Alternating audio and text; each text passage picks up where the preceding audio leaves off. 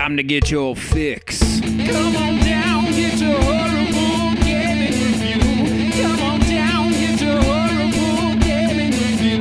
Come on down, get your horrible gaming review. Come on down, get your horrible gaming review.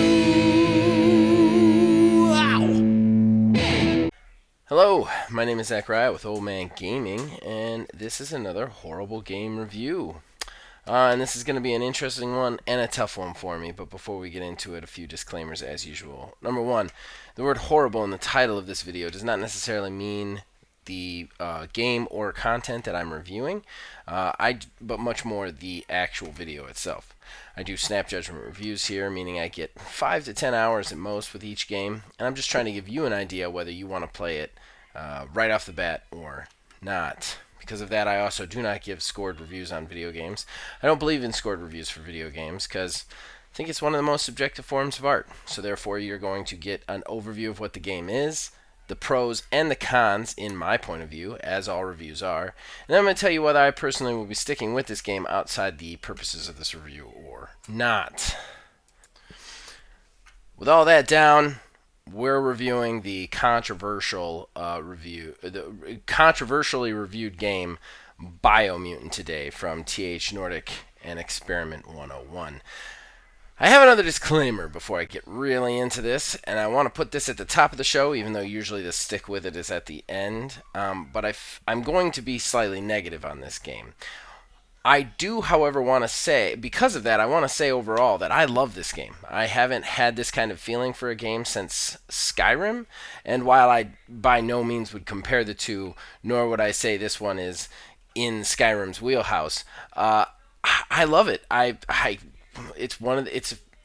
get that feeling of bringing me back every time, which I haven't gotten for a video game in a long time. It's making me want to play it, which is wonderful.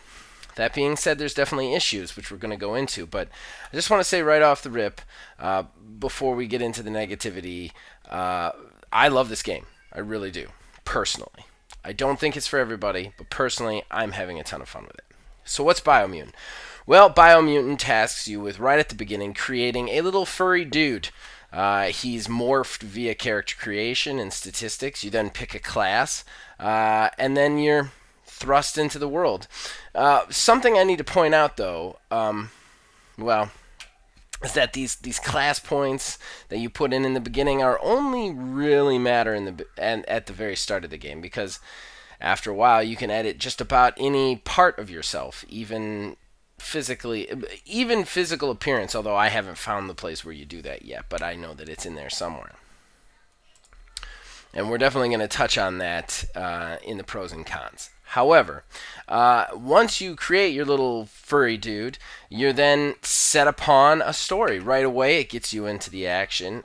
You go through the tutorial mission where you fight this big angry beast who seemingly has something to do with your past. I don't want to give spoilers here, but all the dialogue is delivered to you, all the game dialogue. I mean everything, from what's happening in the game, from tutorial stuff to the very content of what people are saying is delivered by a narrator who does a good job. However, he talks quite a bit. We're going to get into that too in the pros and cons.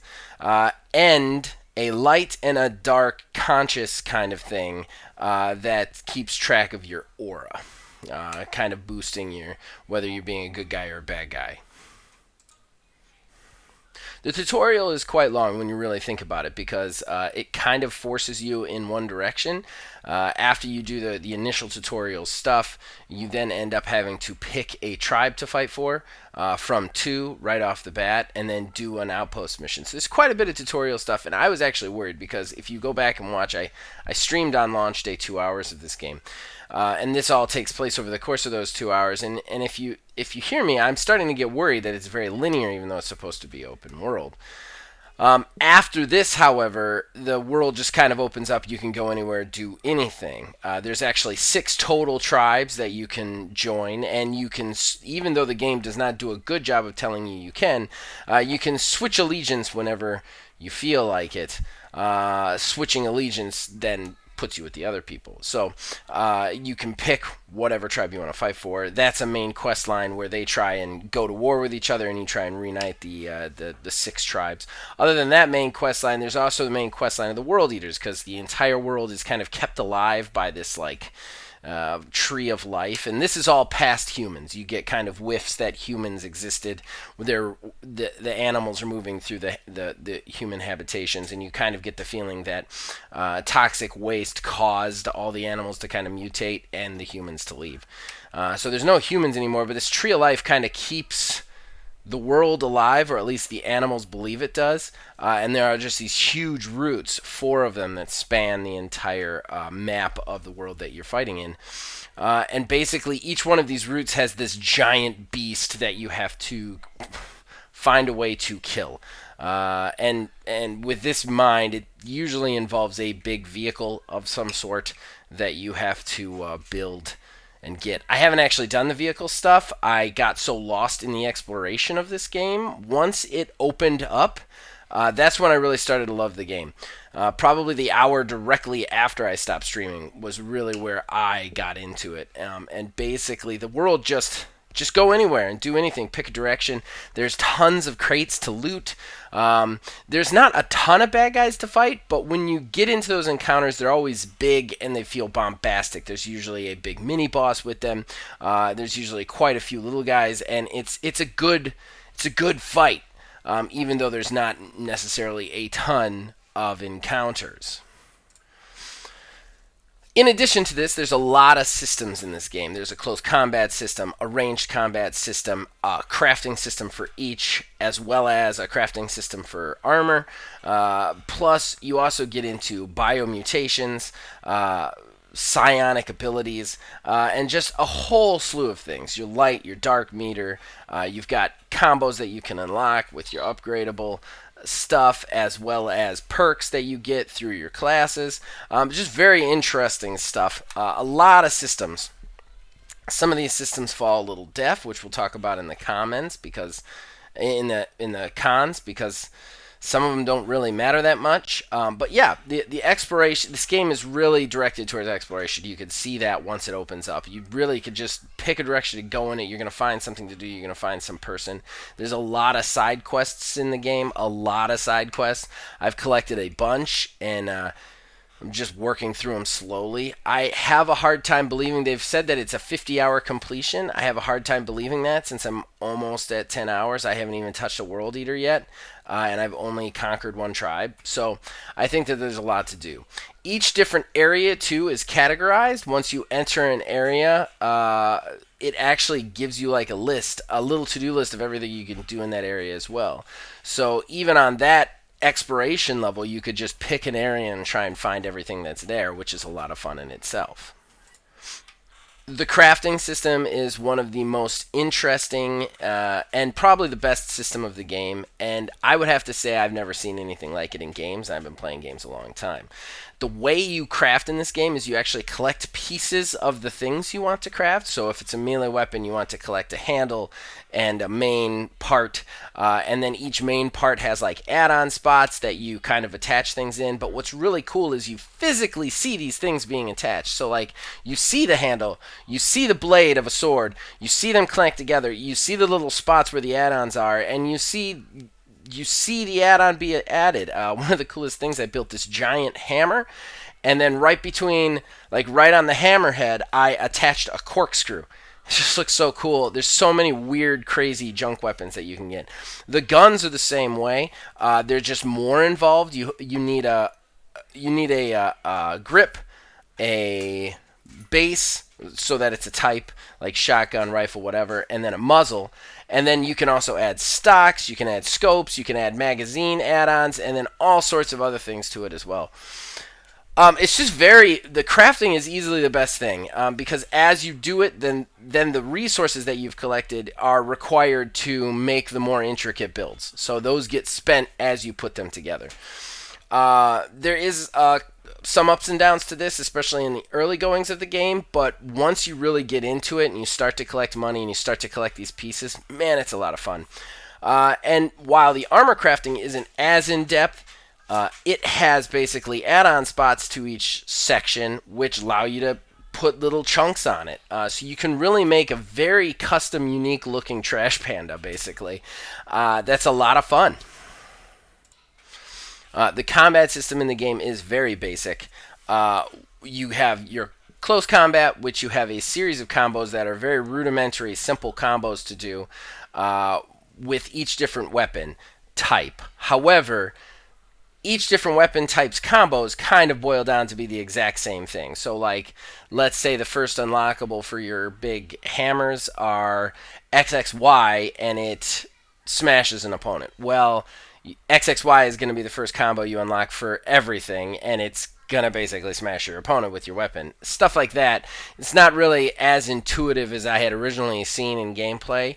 The combos are very boiled down to everything kind of does the same thing, just with different statistics attached to it. There's also a parry system, kind of like Arkham Asylum.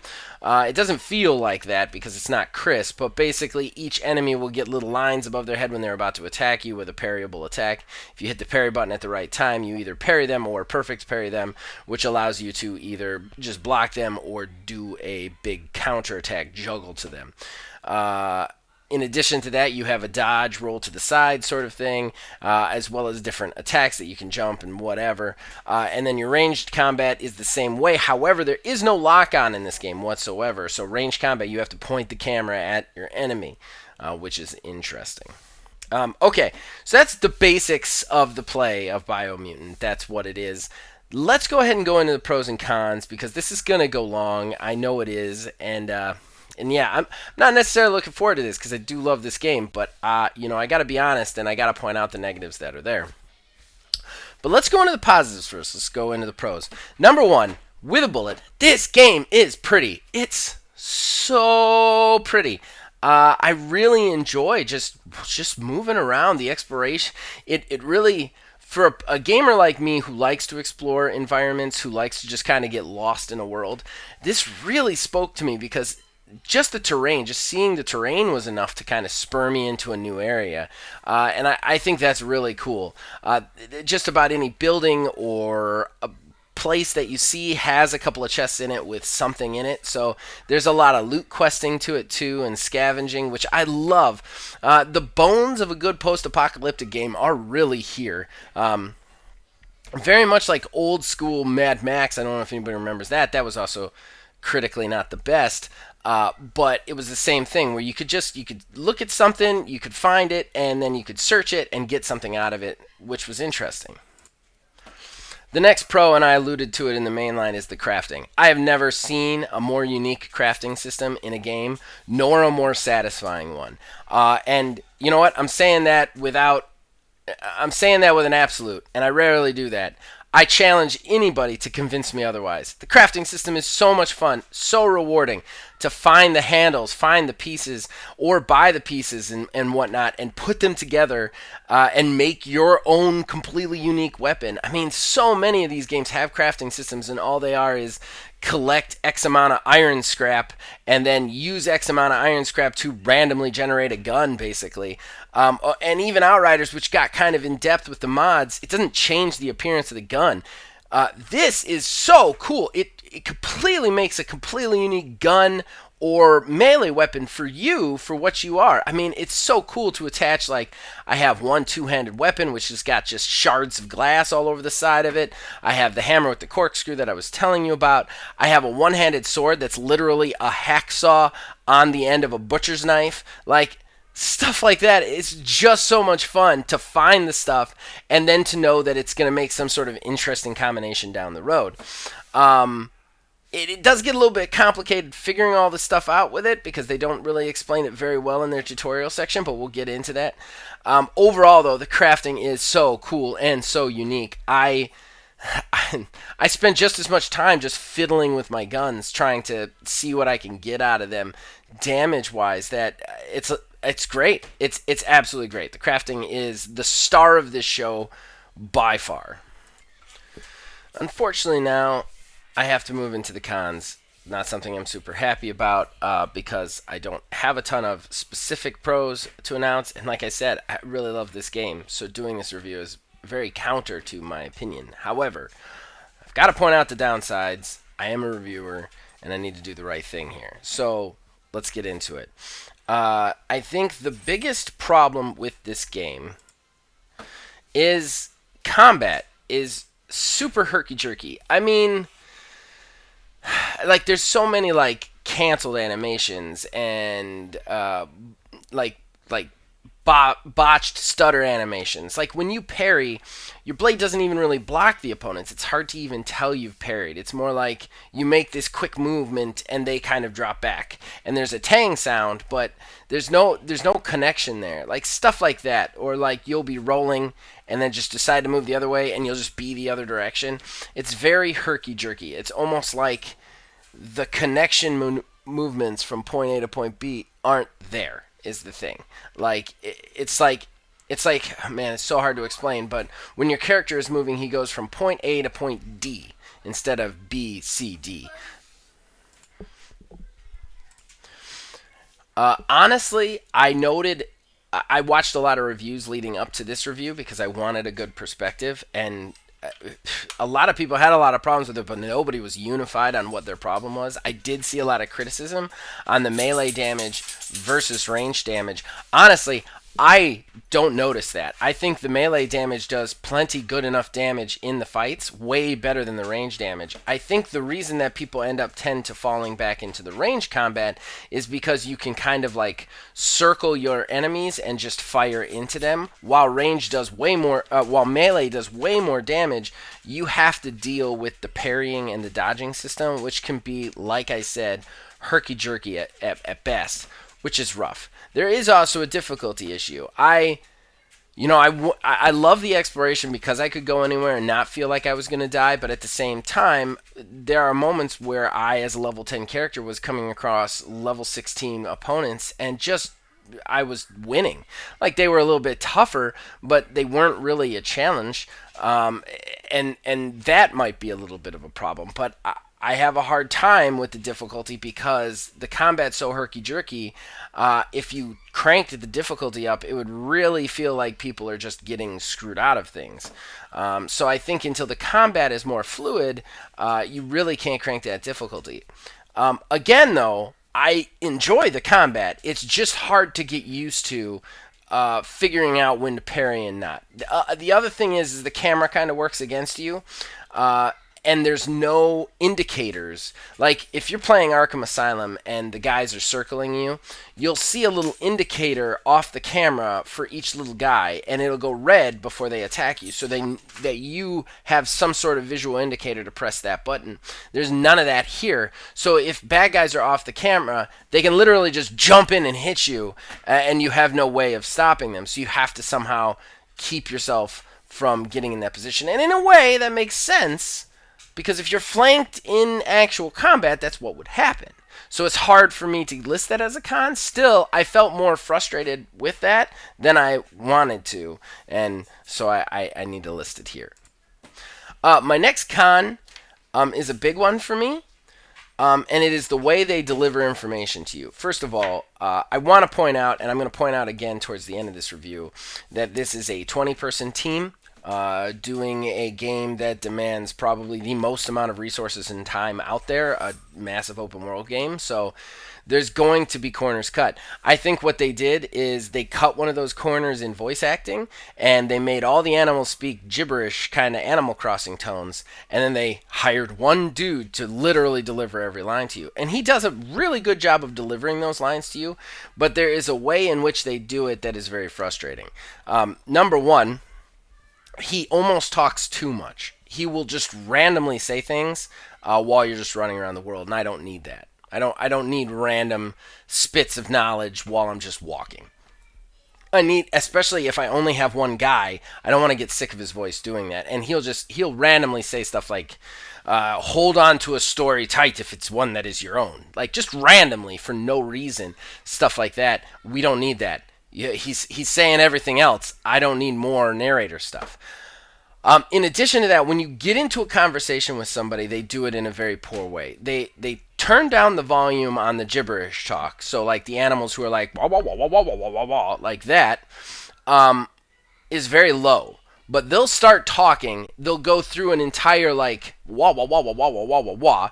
Then the text will appear on the bottom of the screen, and then the narrator starts reading. It just slows the exposition to this snail's pace. They should have it that the narrator is talking over the gibberish, and the gibberish is just very low, so that you know it's present, but it's not distracting. Because the way they do it is in this like stutter step way. It takes 3 times as long to get through any conversation, any exposition when you're having a long conversation with a thing. You'll go in, you'll talk to them, and they'll be like wah wah wah wah wah wah wah wah wah wah wah wah wah wah wah wah, and then the narrator will come in and be like, what he's saying is that you need to go here, and you need to do this, and then you need to go here, and you need to do this, and then he'll stop, and then the guy will start going wah wah wah wah wah wah wah again. It's terrible. Make them at the same time, condense it. We don't need to hear the gibberish. We just need the information. We understand there's gibberish there. Just make it all at the same time, because it would cut down a lot of exposition fatigue. Another downside, most reviews said that they didn't find any bugs in this game. Unfortunately, I did find a couple of bugs. I do want to say for a 20-person team, in an age of bugs, there's not that many, and almost none of them were game breaking. I'm going to list really quickly the bugs that I found so that you guys are aware of them. But again, it was very rare. In 9 hours, I only encountered each one of these once, so I don't think it was a big deal. The worst one was there was a mission where I needed to tame a goat or a note or whatever they're called so I could ride it. And the goat, like, it led me to the goat's location, but the goat just wasn't there. I had to jump out, jump back in, and it was there. That was the only time I actually had to quit and come back in, though. The other one was the animal keeps the weapons on its back when it's not fighting, and whenever I put the melee weapon away, it would float about 2 inches above my head. Obviously, not game-breaking, didn't hurt the game in any way, shape, or form. And then the other one, I got stuck while I was in a massive combat situation about 4 inches above the ground and couldn't like move for a second until I found a way to do a magic spell and got myself out of it. So, okay, one last con, and this is probably my personal biggest con other than the exposition thing. The biogenetics and the psi powers, they don't matter, and that bothers me. I found them very useful. Other people said they're not useful, but there's such a small amount of them, and they're so hard to get, that I almost feel like this could have been cut to polish up other things. Especially the psi powers, I was very let down, because I was going in to make a psi-powered character, but there's only, like, I want to say, like, maybe 6, maybe 8 psi powers total, and they're all tied to a light and dark aura system. The light and dark aura system is very interesting too, because it counts. Well, we'll get into that in the next con. I'm sorry this is going long, but I wanna be full on this one. The light and dark system, you'll be able to unlock them both eventually, but what ends up happening is you'll have to have light 10 to be able to unlock psi powers. This happens a lot with the genetic mutations as well. So what ends up happening is you have just these tons of character points just sitting on your character, biogenetic character points and psi point character points just sitting on your character that you're not using because there's not enough of them. I think there was like I said, I think there's maybe 8 of each. If there's not going to be more than that, there's not going to be the variation, then, I don't know. Stylistically, it doesn't really fit the game, because the game has so many unique ways to play. Oh, two-handed melee weapons, one-handed dual-wielding, one-handed single-wielding, range, like all this stuff over here. You can even play an unarmed character pretty well in this game. And then you've got the biomutations are just like barf, barf, toadstools, mucus ball, and then like 2 other things. And it's like the same with the psi powers. It's like flame dash, normal dash, freeze, levitate. Yeah, that's it. I just thought it was a waste. I thought it was an extra system that didn't really need to be there. I quickly transitioned away from it to a more melee character focused build. And it's too restricted to get them. There's not enough of them. I don't know. It just doesn't really make the game feel. I don't know. It's the most basic level of the game to me that it feels. Like I feel like that feels single A compared to everything else. And then finally, I do want to just talk about one other thing because this is not necessarily. The reason I'm talking about this at the end is not necessarily a con to everybody out there. But if you're a person who's looking for a build game like Borderlands, like Outriders, something that like allows you to really get into a build, this isn't the game for you. This game doesn't have a level cap to my knowledge. You can just keep putting points in, so you'll be able to get everything eventually. So who cares? And one of the problems. I'm not always a fan of that. I would much rather have like this is the max, and then you can respec whenever you want so you can change it up if you want. Because I feel like those choices are kind of like a level of gameplay that it adds to without actually making it any more complicated. It's even easier to just limit everything, a little bit. But because of that, and the same thing with the light and dark feels less impactful. And I like neutral based systems. I like systems where you can be a neutral player. But at the same time, these systems almost don't even really matter that much. You have light and you have a dark, and every dark point and light point you get stays the same. You don't lose any. So you can eventually unlock everything in the game if you want to, which I don't love.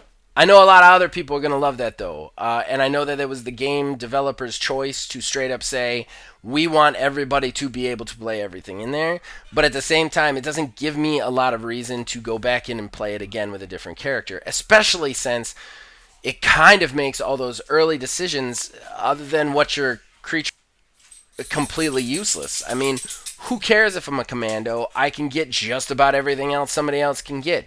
Who cares if I'm paying a Hyla over a Dum Dum? I can change my appearance. Like none of those choices really, none of those early choices feel impactful, and that kind of irritated me. Like you could just go in as your base level guy and switch them up as you went if you want. The other thing, it's the same with the other builds. Like, why would I play a melee character, then go back through the whole game as a range character? I could just start to build out my range parts of the game, and that's cool in its own way. I don't love it. I like to have a reason to start new players. I like to have a reason to play different classes. I think the classes, especially when you have a pre-order class that's also paid DLC, it's almost like it feels almost like a cash grab at that point because that class doesn't matter. It really doesn't. Once you're outside the first 5 hours, you're going to be whatever you want to be at that point. So yeah, I mean, other than giving you head starts one way or the other, all of that early decisions is kind of undone. All right, I know this has gone real long, and I've already told you that I'm going to stick with this game, but I do just want to add something to it. This game is a 20-person development company who are trying to make a AAA game as a AA developer. My best comparison on stream was that this game is Rocky. This game is punching above its weight class. Did it win? No, not really. But did it go the distance? Yes, 100%. And I love it. I'm really enthralled by it, and I think there's a lot of people out there who like it. If you like just kind of running around a beautiful field looking for cool scrap while there's a loose storyline around it, you're going to enjoy this game. It's a lot of fun. The combat system is good enough. The range system is good enough. And the exploration is amazing. And the crafting is to die for. Do I think this should be a full price $60 game? Probably not. Sorry to say. But like I said, I don't feel I regret it. I'm definitely going to get the hours out of it that I wanted to get out of it. And the amount of polish that they did put in, the amount of non-bugs in that game is still kind of an achievement. I really think they did a good job here. I think that if they stick with the game, they do some patches, we get some good DLC out of this, I think this game could get set up for a really, really cool sequel. So, that's it. I hope you guys have enjoyed this review. All right, and if you want to contact me, tell me I'm an idiot or agree with me or whatever, you can contact us on Facebook at OmanGamingDH, on Twitter at OmanGaming9. You can join our Discord, links in the description below. You can influence this in all of our programs from there. And heck, we like to play with our community members, so we'd love to see you there. As far as it goes, as long as you guys keep watching and listening, we'll keep making them. See you guys next time.